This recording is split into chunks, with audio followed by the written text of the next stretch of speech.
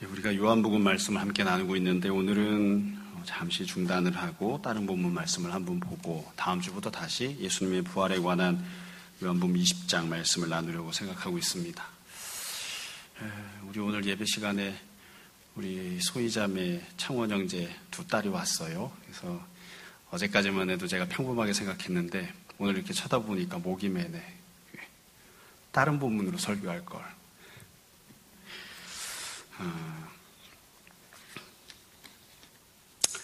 우리 성현이 설교 잘 듣고 있다가 목사님이 물어볼 거니까 무슨 내용으로 설교했는지 물어볼 거니까 잘 들어. 알겠지? 성은이도 잘 듣고 있다가 목사님이 이렇게 얘기했어요 하고 집에 가서 얘기하세요. 자, 우리 오늘 사도행전 13장에 나오는 내용을 살펴보려고 합니다. 이 내용은 사도 바울이 선교사로 사역을 시작하는 첫 번째 사역의 내용을 기록하고 있습니다. 제가 여러 번 이 본문을 가지고 말씀을 나누었는데 이번에도 다시 한번 그래도 또 한번 살펴보고 다시 한번 더 말씀을 나누고 이렇게 하려고 합니다. 여지껏과는 좀 다르게 좀 이 본문 안에 들어있는 내용을 세부적으로 나누어서 바울이 첫 번째 선교에 대해서 어떻게 했는지를 살펴보려고 하거든요. 간단하게 장면들 살펴보려고 하는데 세부적으로 8가지 장면을 보려고 그래요.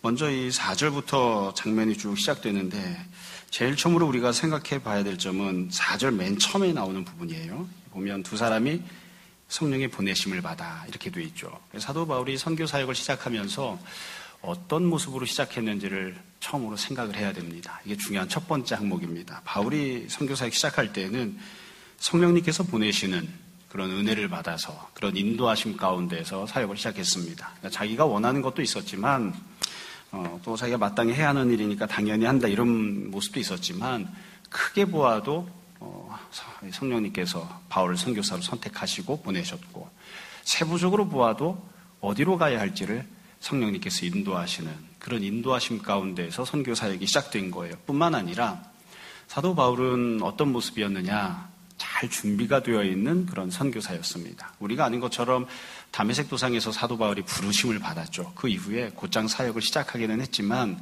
사도 바울의 인생을 쭉 살펴보면 중간에 사라져 있는 기간들이 좀 있습니다. 그러니까 주님께 부름받은 이후에 어떤 분들은 한 3년, 또 어떤 분들은 10년, 길게 보는 분들은 14년까지 바울의 인생에서 공백기가 있거든요. 그래서 그 기간 동안 무엇을 했느냐 여러 가지 이야기들을 해요.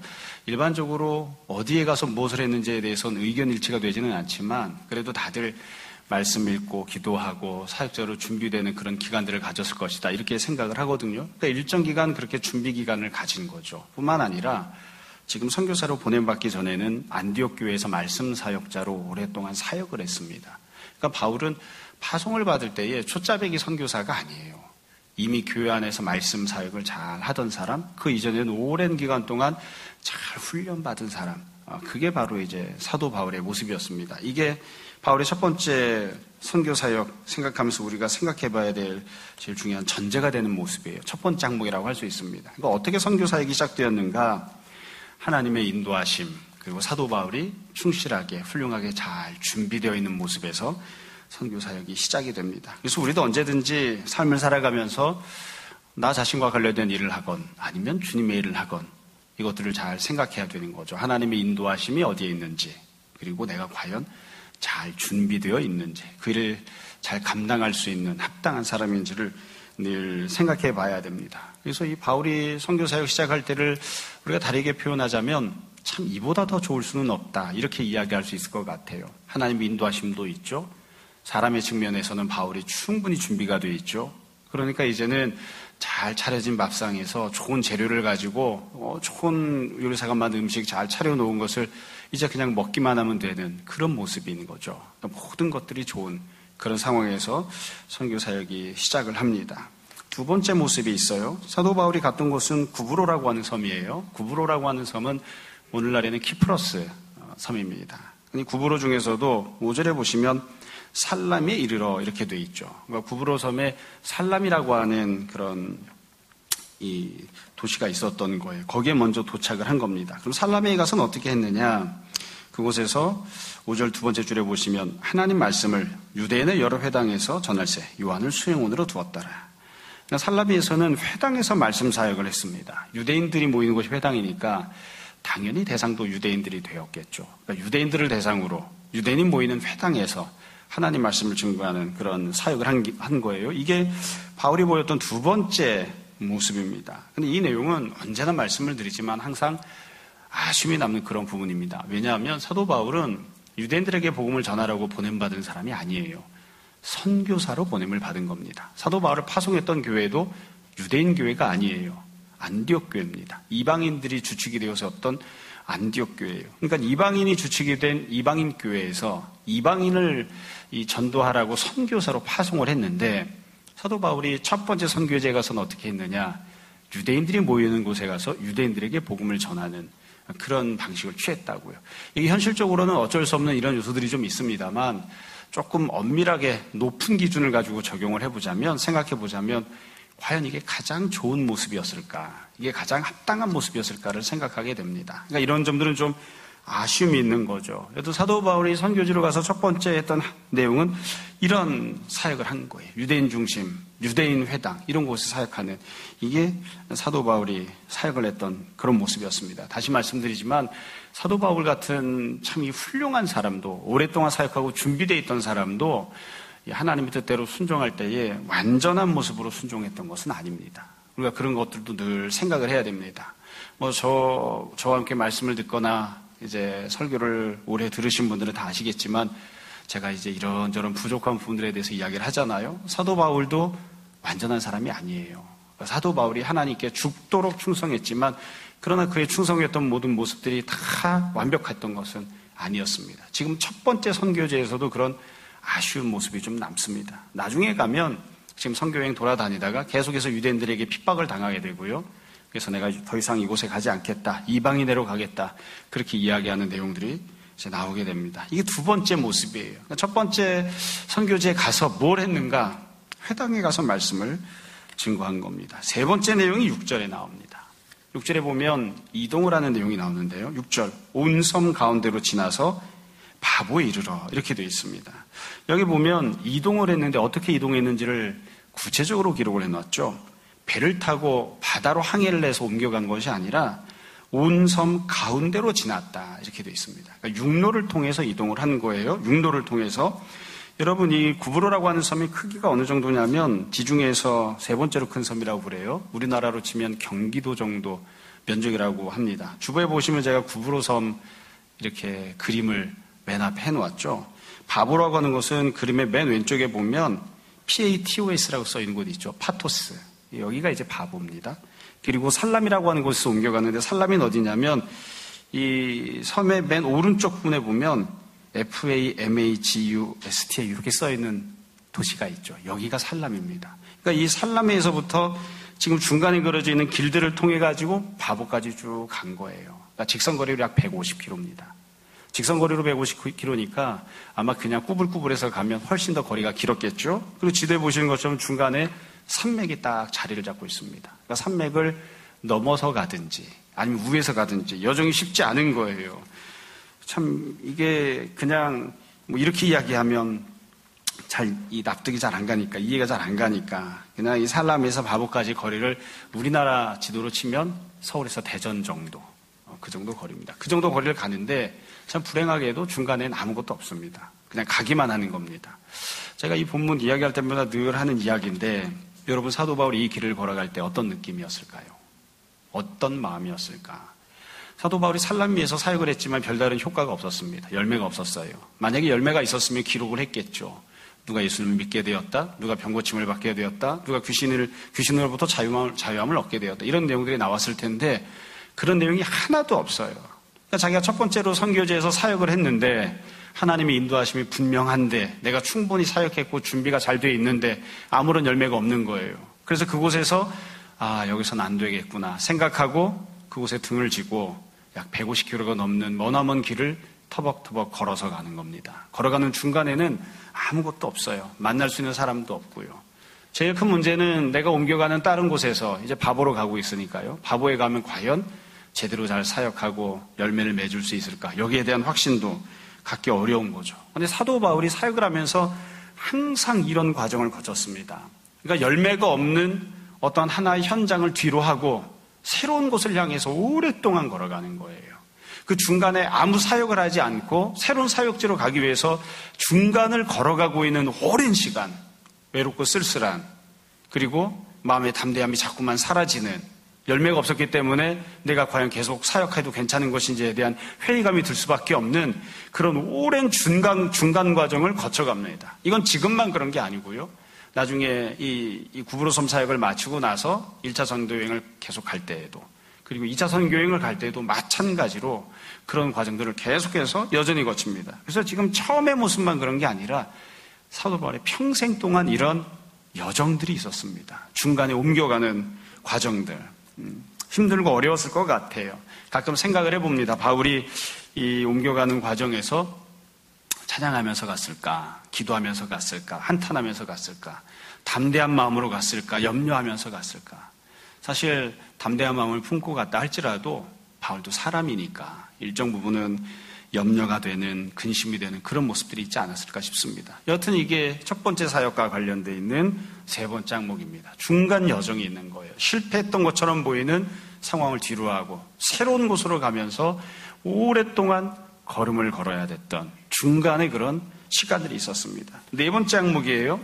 새로 이제 바보라고 하는 곳에 갔죠. 6절에 보면 이렇게 되어 있습니다. 온 섬 가운데로 지나서 바보에 이르러 바예수라 하는 유대인 거짓 선지자인 마술사를 만나니, 그곳에 갔더니만 바울을 기다리고 있는 사람이 있었습니다. 이름은 바예수, 혈통은 유대인, 직업은 거짓 선지자 마술사예요. 그럼 이 사람이 뭘 했느냐? 7절에 보면 그가 총독 서기오 바울과 함께 있으니, 이 총독이 서기오 바울이었어요. 그 당시에 로마 제국에서는 바보라고 하는 곳이 구브로 섬의 수도였습니다. 그러니까 총독이 거기에 살고 있는 거죠. 서기오 바울과 함께 있으면서, 서기오 바울은 지혜 있는 사람이었는데 바나바와 사울을 불러 하나님 말씀을 듣고자 했지만 8절, 그들을 대적하여 총독으로 믿지 못하게 힘썼다.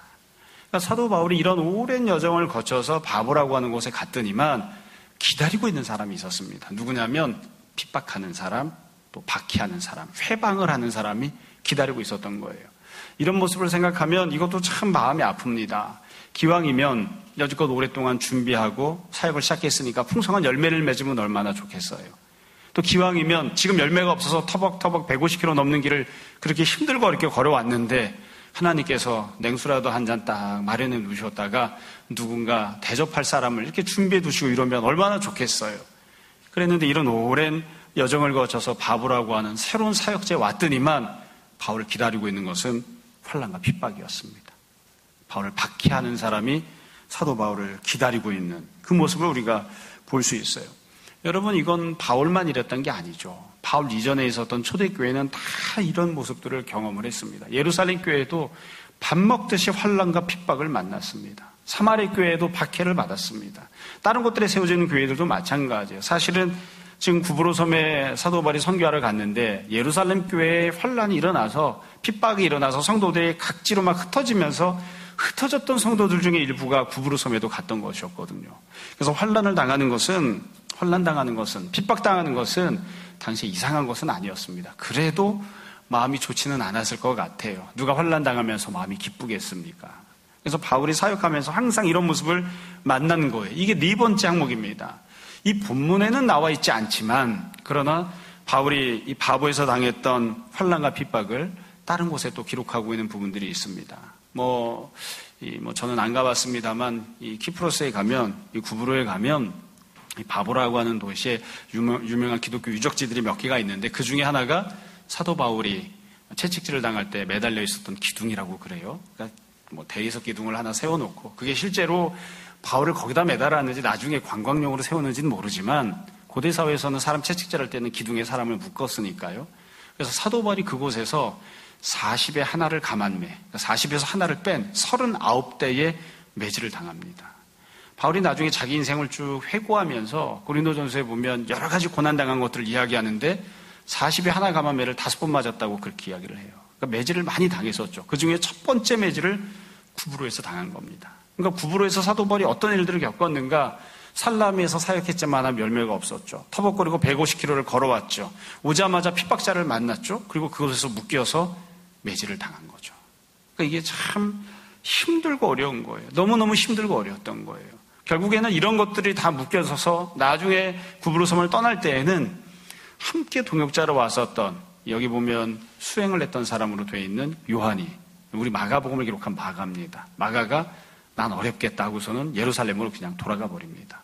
이 마가 같은 경우는 아예 돌아갈 때에 안디옥에서 함께 출발했는데 안디옥으로 돌아가는 게 아니라 아예 예루살렘으로 그냥 가버립니다.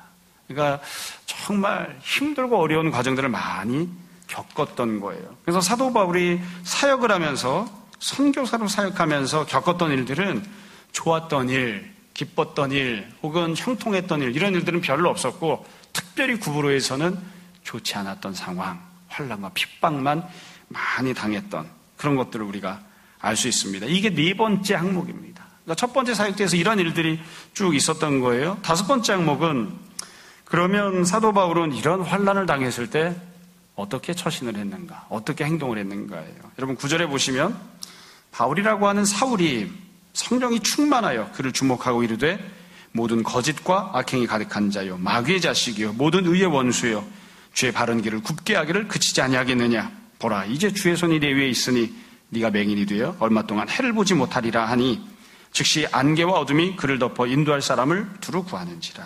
이렇게 되어 있습니다. 이게 핍박자를 향해서 사도 바울이 대응을 하는 거예요. 이 부분을 우리가 잘 생각을 해봐야 됩니다. 조금 의견을 달리하는 분들도 있는데 이제 제가 생각하는 부분을 말씀을 드리려고 해요. 지금 9절부터 11절을 보면 바울이 했던 행동을 간단하게 이야기하고 있죠. 이 바울을 핍박했던 이 유대인을 향해서 사도 바울이 심판을 선포한 겁니다. 그래서 완전히 맹인이 된 건 아니지만 상당 기간 맹인이 되는 그런 심판이 그 사람 위에 임했어요. 그래서 더 이상 핍박하지 못하게끔 그렇게 했던 것이죠. 또 이 사도 바울의 심판을 시행했던 것을 본문에서 아주 명확하게 이야기해요. 9절 두 번째 줄에 보면 성령이 충만해서 그를 주목하고 이렇게 선포했다고 되어 있어요. 그러니까 이건 사도 바울이 무슨 능력이 있어서 그렇게 한 게 아니라 성령님의 능력을 통해서 이렇게 한 거죠. 이 사람에게 심판이 임한 건 성령님의 역사하심이 100% 맞습니다. 100% 맞아요. 근데 우리가 잘 생각해 봐야 될 점이 있습니다. 사도 바울이 이렇게 했는데, 성령님의 능력을 통해서 이렇게 했는데 과연 이것이 100% 가장 아름다운 모습인가? 이렇게 해야 되는가? 여러 가지를 이야기할 수 있어요. 핍박을 이렇게 받고 있으니까 이렇게 억울하게 부당하게 나한테 박해를 가는 사람, 심판을 행할 수 있는 것 아닌가? 물론 그렇습니다. 그렇기 때문에 성령님이 이렇게 하신 것이죠. 그런데 우리가 생각해 봐야 될 점은, 여러분 바울이 사역하기 이전에 예루살렘 교회가 아까부터 쭉 말씀드린 것처럼 계속해서 오랫동안 핍박을 받았습니다. 그럼 예루살렘 교회는 어떻게 했는가? 핍박을 당할 때 어떻게 했는가? 예루살렘 교회도 사도 바울과 마찬가지로 성령 충만한 사도들이 사역을 했거든요. 근데 핍박을 받을 때 예루살렘 교회는 어떻게 했느냐면 핍박을 가하고 있는 사람들, 박해자들을 심판하거나 박해자들을 저주하는 행동은 한 번도 안 했습니다. 그냥 말 그대로 그냥 핍박을 다 받은 거예요, 그냥. 여러분, 베드로가 능력이 없어서 도망갈 힘이 없어서 그냥 감옥에 갇히고 매를 맞은 건가요? 아닙니다. 하나님께서 능력이 없어서 감옥에 갇히고 매를 맞기 그냥 허용하시고 방치하신 건가요? 아닙니다. 우리가 늘 그렇잖아요. 베드로가 감옥에 갇힌 다음에 하나님께서 천사를 보내셔서 베드로를 감옥에서 끄집어내시는데 우리 마음에 그렇게 천사를 보내서 끄집어내실 것 같으면 처음부터 매를 안 맞게 해주셔도 되잖아요. 하나 얼마든지 그렇게 하실 수 있어요. 근데 예루살렘 교회는 사도들은 어떻게 했는가? 핍박이 오면 핍박을 그대로 다 받았습니다. 그걸 회피하지 않았어요. 그리고 핍박을 가하는 사람들에게 저주를 쏟아붓거나 그들을 심판하겠다고 나서거나 그렇게 안 했습니다. 그럼 왜 그러냐면 기본적인 원리가 정해져 있기 때문에 그래요. 예수님께서 그렇게 안 하셨기 때문입니다. 주님께서 말씀하시잖아요. 십자가 지실 때에. 내가 지금이라도 당장 12영이 더 되는 영들을 불러내서 너희들 다 쓸어버릴 수도 있다. 근데 주님 그렇게 안 하십니다. 못해서가 아니라 그냥 안 하시는 겁니다. 그리고 그냥 모든 고난을 다 받으시죠. 그러니까 그게 어찌 보면 사도들이 주님의 모습을 본받는 모습으로 자리를 잡은 거예요. 그래서 환난이 있으면, 핍박이 있으면, 피할 수 있으면 피하지만 피하지 못할 때에는 내가 그것을 온전히 다 받겠다고 하는, 그게 교회가 유지했던 자세입니다. 성도들이 유지했던 자세예요. 이거는 나중에 사도 바울도 마찬가지입니다. 사도 바울이 다른 곳에 가서 선교 사역하면서 지금만이 아니라 앞으로도 계속 환난과 핍박을 당할 겁니다. 만날 겁니다. 없는 게 아니에요. 계속 만날 건데 그때마다 사도 바울이 어떻게 했느냐? 계속해서 환난을 당했습니다. 온전히 그냥 다 고난을 받은 거예요. 심지어 나중에 보면 2차 선교여행을 하다 보면 자기가 매를 맞지 않고 피할 수 있는 그런 길이 있는데, 빌립보 교회에서 그랬었죠. 피할 수 있는 길이 있는데 그럼에도 불구하고 피하지 않습니다. 일단 매를 다 맞아요. 다 맞은 다음에 그 다음 날에 내가 로마 시민인데 이러고서 얘기한다고. 처음부터 얘기하면 되잖아요. 처음부터. 그럼 매를 안 맞을 수도 있는데 왜 그렇게 하느냐고요. 물론 사도 바울이 나중에 가면 로마 시민권을 사용해서 고난당할 자리에서 조금 피하는 경우들도 있습니다만, 그러나 거의 대부분은 환난과 핍박을 그대로 다 받았어요. 그런 점에서 놓고 보면 여러분들 사도행전에 교회가 핍박을 당했건 사도가 핍박을 당했건 성도가 핍박을 당했건 핍박하는 사람을 저주하고 그 사람에게 심판을 행하고 그 사람이 망하게끔 만드는 그런 일을 행한 경우는 여기가 유일합니다. 사도 바울이 구부로서 했던 이 장면이 유일합니다. 누군가가 구원을 받게 하는 것 이외에 심판을 받게 하는 것을 통해서 하나님의 성령의 역사심에 나타나게 하는 것, 여기가 유일합니다. 그런 측면에서 생각해 보면 감히 이렇게 말할 수 있어요. 이건 사도 바울이 부족하게 처신한 겁니다. 가장 아름답게 처신한 게 아니에요. 다른 길이 있었어요.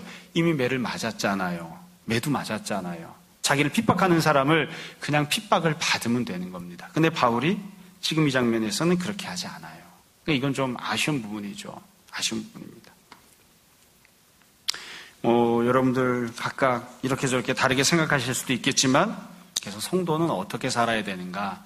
일반적인 삶을 살아갈 때도 마찬가지고요. 특별히 복음을 증거하는 삶을 살아갈 때에, 또 주님이 맡겨주신 직분을 감당하는 삶을 살아갈 때에 어려움이 생기면, 부당한 환난을 당하면, 핍박을 당하면 그냥 고스란히 받는 태도를 취하는, 그게 교회와 성도가 해야 할 그런 모습입니다. 그러니까 이건 안 그렇게 해야 될 때도 있겠지만 그런 거예요. 이게 이제 우리가 생각해야 되는 그런 항목입니다. 그러니까 사도 바울이 어떻게 처신을 했는가. 그 뒤에 결국 구브로섬에서는 어떤 결실이, 어떤 열매가 맺혔는지를 봅시다. 12절에 보면 마지막 결론으로 결과가 나와요. 어떤 결과가 나오냐. 12절. 이 총독이 그렇게 된 것을 보고 믿으며 주의 가르치심을 놀랍게 여기니라. 결국 총독이 예수님을 믿는 사람이 되었습니다. 그런데 이 결과를 놓고 보면 우리가 양쪽 면에서 다 생각해 볼 수 있을 것 같아요. 하나는 결국 총독이 예수님 믿게 하는 것이 바울의 목적이었다면, 회방자가 있었어도, 핍박자가 있었어도 결국 그 목적이 이루어진 거죠. 구원받아야 할 사람이 구원을 받은 겁니다. 그러니까 하나님의 은혜가 나타났고 또 복음의 귀한 구원의 열매가 맺힌 것이 맞습니다. 근데 동시에 또 생각해 봐야 될 것은 지금 이 총독이 예수님을 믿게 된 것이 과연 어느 정도의 열매라고 우리가 생각할 수 있을까? 이게 정말로 풍성한 열매가 맞습니까? 이게 어마어마하고 대단한 열매인가요? 전혀 그렇지 않아요. 앞부분에 사도 바울 이전에 예루살렘 교회에서 맺어졌던 열매들을 가만히 생각해 보시면 비단 숫자적인 측면뿐만이 아니라 예수를 믿게 되면 그 사람들이 다 주님을 주님으로 고백을 했고요. 성령 충만을 받아서 방언을 했고요. 밖에 나가서 다른 무언가를 감당을 했고요. 함께 모여서 교회를 이루었습니다. 이게 기본적인 모습이에요. 나중에 사도 바울이 이 섬에서 이후에 사역을 하면서도 사역의 열매와 결실들은 항상 그렇게 나타났어요. 복음을 받은 사람들이 예수님을 주님이라고 고백을 하고요. 성령 충만을 받아서 이 세례를 받고 방언을 하고요. 교회를 이루었고요. 환난을 당해도 다 믿음을 지키는 그런 모습들이 나타났다고요. 근데 비단 이 유독 여기에서만, 구브로섬에서만 어떠하냐? 방언하는 모습이 없어요. 예수님을 그리스도로 고백하는 장면도 없어요. 교회가 세워지지도 않았어요. 그렇다고 해서 여러 사람들이 숫자가 100명, 1000명이 안 되더라도 여러 회중이 모여서 반응하는 모습도 없어요. 그러니까 지금 이 구브로섬에서 나타나고 있는 결실과 열매는 한마디로 이야기하면 그냥 대단하지 않은 겁니다. 그냥 보잘것없는 하찮은 열매만 있는 거예요. 모르겠어요. 이게 하찮다고 표현하는 게 누군가 한 영혼이 구원받은 것을 감히 이렇게 표현할 수 있는가, 이런 면도 있지만 그냥 객관적으로만 놓고 보면 그리 대단하지 않은 그런 열매를 맺은 겁니다. 그 이후에 마지막 장면이 하나 있습니다. 우리가 본문에 기록하지 않았지만 13절부터 쭉 뒤로 가면 사도 바울이 여기에서 이 모든 사역을 마무리하고 새로운 사역지로 옮겨갑니다. 새로운 사역지를 향해 가는 것이 그 뒤에 나오는 사도 바울이 선교 사역을 감당한 모습이에요. 결국 사도 바울이 구브로에서 어떻게 사역을 했는가, 항목들을 정리하면 이렇게 볼 수 있어요. 처음에 시작할 때 하나님의 인도하심을 받고 자신이 잘 준비되어 있는 모습으로 사역을 시작합니다. 처음에 가서는 자기 관습대로 사역을 했죠. 이방인에게 가지 못하고 유대인 중심으로 회당에 가서 말씀을 증거하는, 그러니까 일정 부분은 하나님을 섬기면서도 자신의 생각대로 섬기는 부족한 모습들이 있었던 거예요. 그리고 난 뒤에 열매가 없으니까 다음 사역지로 가는 긴 여정의 과정을 거칩니다. 쓸쓸하게 걸어가는 그 긴 여정의 시간을 겪고요. 그 이후에 새로운 사역지에 가서는 회방자를, 핍박자를 만나게 됩니다. 바울은 그래서 평생 좋은 여건에서 사역해 본 적이 없었어요. 그리고 그 이후에 좀 부족한 처신을 하죠. 너무 힘들고 어려우니까, 내가 핍박을 당하니까, 분하니까.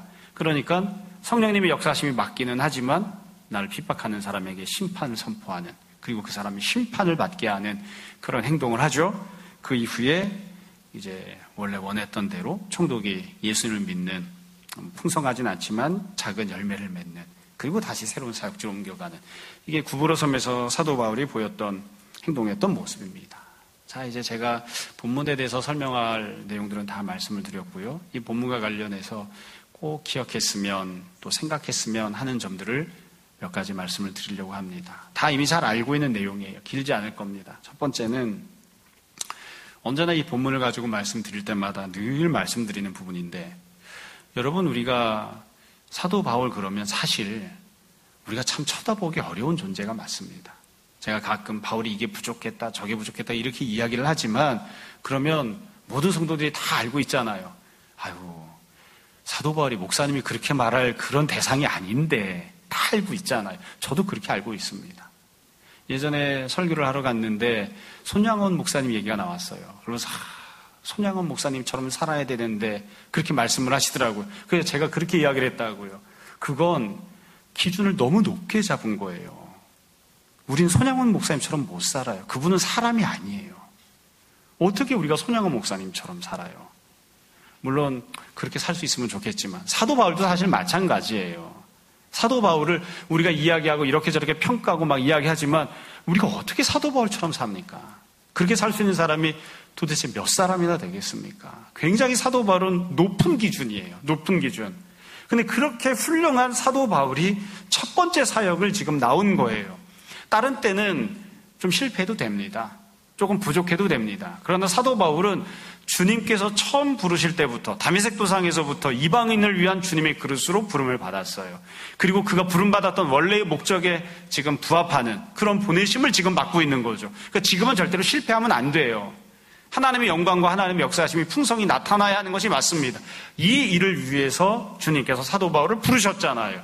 그 일을 지금 사도 바울이 하고 있는 거니까, 첫걸음을 띄고 있는 것이니까 지금은 당연히 성공적인 사역을 해야 되는 거죠. 그런데 겉모습만 놓고 보면 실패한 것처럼 보입니다.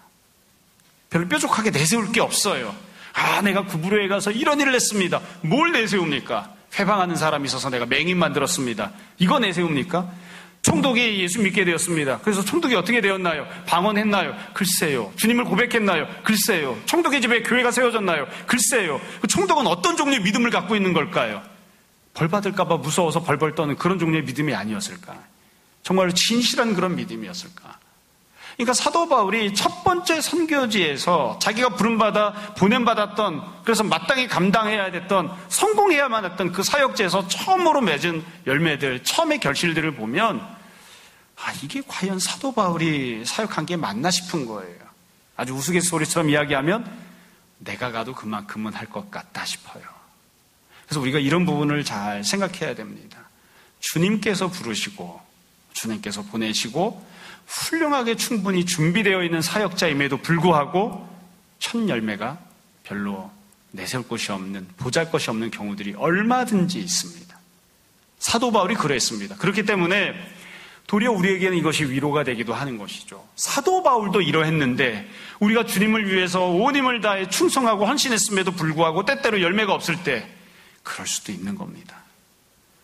주님께서 나를 보내시고 나를 사용하시길 원하는 곳에 분명히 참 주님의 뜻에도 합당하고 나도 온전히 충성했는데 열매가 없는 것처럼 보일 때 그럴 수도 있는 겁니다. 너무 겉으로 드러나는 열매, 겉으로 드러나는 결과들에 자꾸 치우치거나 그것들 때문에 기운 팽개하거나 좌절하거나 낙담할 필요가 없습니다. 과연 주님의 인도하심이 맞는지, 내가 주님 앞에 온전히 충성하고 있는지만 잘 생각하면 됩니다. 두 번째로 사도 바울도 부족한 부분이 있었습니다. 목숨을 내어놓고 헌신하는 사람임에도 불구하고 바울이 했던 모든 행동이 다 주님 뜻에 완벽하게 합당했던 것은 아닙니다. 바울에게도 부족한 부분이 있었습니다. 아까 말씀드렸던 것처럼 이방인에게 곧장 가지 않아요. 자신을 회방하고 핍박하는 사람에게 심판을 선포해요. 그런 것들도 다 사실 주님의 뜻에 일정 부분 합당하지만 주님이 원하시는 100% 아름다운 뜻은 아니었거든요.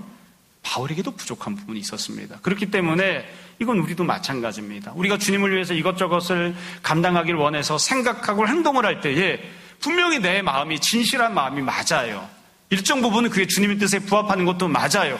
그래도 내가 조금 더 나은 모습으로 주님을 섬길 수도 있는데 그런 생각을 항상 해야 됩니다.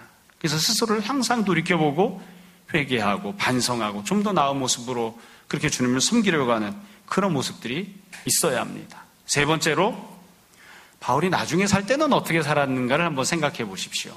사도 바울이 나중에 사역할 때 사실 한 사람의 사역자로 그리고 성도로 이 바울이 나중에 사역했던 모습을 생각해 보면 참 안타까운, 참 아쉬운 부분들이 있어요. 한편으로 주님께 좀 속상한 부분들이 있어요. 왜 그러냐면 제가 지금 말씀드린 것처럼 바울은 첫 번째 사역제에서 별다른 열매를 못 거뒀잖아요. 그러면 우리가 원하는 해피엔딩은 뭐냐면 그러나 이후에는 엄청나고 대단한 열매를 맺었다 이러기를 원하는데 사도 바울이 평생 사역하고 맨 마지막에 간 곳이 로마였습니다. 로마에서는 어떠했나? 그곳에 가는 것이 주님의 뜻이 맞았죠. 사도 바울이 그곳에 보냄받을 때에는 가장 완벽하게 준비되어 있는 그런 모습일 때였습니다. 그럼 그곳에 가서는 도대체 어떤 일을 만났는가? 로마까지 갈 때 어떤 길을 걸어갔나요? 쓸쓸하게 죄수의 신분으로 배를 타고 압송되는 가정으로 갔죠. 지금 구브로 섬에서는 그냥 편안하게 걸어라도 갔어요. 자기 마음대로. 자기가 가는 길을 정해서 걸어라도 갔죠. 로마로 갈 때까지는 묶여서 갔어요. 쇠사슬에 쇠고랑을 차고 죄수의 신분으로 간 거예요. 상황은 더 안 좋아졌습니다. 로마에 갔더니만 좋은 상황을 기다리고 있었나요? 물론 성도들이 나와서 맞이해주고 환영을 해줬습니다만 로마에 가서는 곧장 감옥으로 들어갔습니다. 그냥 회방하는 사람이 있는 정도가 아니라 아예 처음부터 감옥에 들어가서 사역을 시작한 거예요. 감옥에 들어가서. 여러분, 바울이 감옥에 갇혔지만 신분이 있었기 때문에 상당한 자유가 있어서 여기저기를 돌아다니면서 사역했다고 하거든요. 그래도 죄수의 신분입니다. 그래도 언제든지 감옥으로 다시 들어가야 되는 상황인 거예요. 그러니까 상황이 처음 지금 사역할 때, 중간에 사역할 때보다 훨씬 더 안 좋아진 거예요. 그게 맨 마지막에 사역할 때의 모습이었습니다. 다만 달라진 점이 있어요. 사도 바울은 자기가 박해를 받을 때 로마에서 결국 피하지 않았습니다. 그냥 그것을 온전히 다 받았습니다. 매질을 하면 그냥 매를 맞고, 감옥에 가두면 감옥에 가두어지고, 힘들고 어려운 육지거리를 들으면 멸시함을 다 받고, 그게 바울이 달라진 모습입니다. 고난이 있어도 어려움이 있어도 내가 얼마든지 피할 길이 있어도 주님의 영광을 위해서라면 피하지 않고 다 받겠다 하는, 고난에 온전히 동참하는 사람이 된 거예요. 그런 모습에서는 달라졌죠. 사도 바울이 로마에서 맺은 결실은 무엇일까요? 한 번 전도해서 3,000명, 5,000명씩 회개하고 돌아왔나요? 글쎄요. 그런 기록은 없습니다. 사도 바울이 로마에서 사역할 때도 어땠느냐면 처음에 구불에서 사역할 때보다는 더 많은 사람들이 예수를 믿은 건 맞아요. 그러나 우리가 겉으로 이렇게 딱 내놓고 보면 바울이 한 번에 100명, 200명씩 모아놓고 설교했겠습니까? 그러지 못했습니다. 바울이 전도하면 100명, 200명씩 회심했을까요? 그러지 못했습니다. 그러니까 결국 겉으로 드러난 열매들을 놓고 보면 또 보잘 것이 없는 거예요. 그러니까 사도 바울이 사역했던 삶을 이렇게 가만히 생각해 보면 처음이 구브로스에 사역했던 이 모습이 어찌 보면 평생 내내 계속되다가 죽을 때까지 맨 마지막 장면까지도 이러했습니다. 그래도 우리가 사도 바울을 아무도 평가절하하거나 아무도 하찮은 결과를 만들어낸 그런 실패한 선교사라고 이야기하지 않잖아요. 그러니까 우리가 이런 부분들을 잘 생각해 봤으면 좋겠습니다. 여러분, 처음부터 사도 바울이 충성된 모습을 갖고 살다가 겉으로 놓고 보면 보잘것없는 결과들을, 그런 것들만 다 손에 받아들었지만 실망하지 않고 낙담하지 않고 끝까지, 죽을 때까지 설령 똑같이 별다른 열매가 없는 것처럼 보여도 주님이 자신에게 맡겨준 길을 그대로 잘 걸어가는, 도리어 그 과정 속에서 이전보다 더 아름답게 성장하고 변화하는 그런 모습의 사역자가 되었다는 것을 우리가 잘 생각했으면 좋겠습니다. 우리도 다 사도 바울을 닮는 사람들이 되었으면 좋겠습니다. 사람들이 뭐라고 이야기를 해도 또 내가 보기에 특별한 결과가 보이지 않는 것처럼 보여도 잘 준비된 모습으로 주님을 사랑하고 섬기고 보냄받은 곳에서 충성하고 헌신하고 그렇게 살아가는, 그리고 그것이 특별히 나아지지 않은 것처럼 보여도 변함없는 마음으로 인내하며 소망을 품고 끝까지 주님을 사랑하고 섬기는 그런 우리들이 다 될 수 있었으면 좋겠습니다. 날마다 사도 바울을 기억하고 따라가는 사람들, 그리고 예수님을 기억하고 따라가는 사람들이 되었으면 합니다. 그런 귀한 은혜가 우리 모두에게 풍성히 임하기를 주님 이름으로 축원합니다. 잠시 기도하겠습니다. 우리가 오늘 사도 바울의 삶을 다시 한번 생각해 봅니다. 이미 너무나 잘 알고 있었지만 그러나 다시 한 번 더 그가 살아갔던 삶의 족적을, 첫걸음을 우리가 살펴봅니다. 주님, 우리도 다 바울을 닮는 주님의 제자들 되게 하여 주옵소서. 또한 그리하여 예수님을 닮는 주님의 제자들 되게 하시기를 원합니다.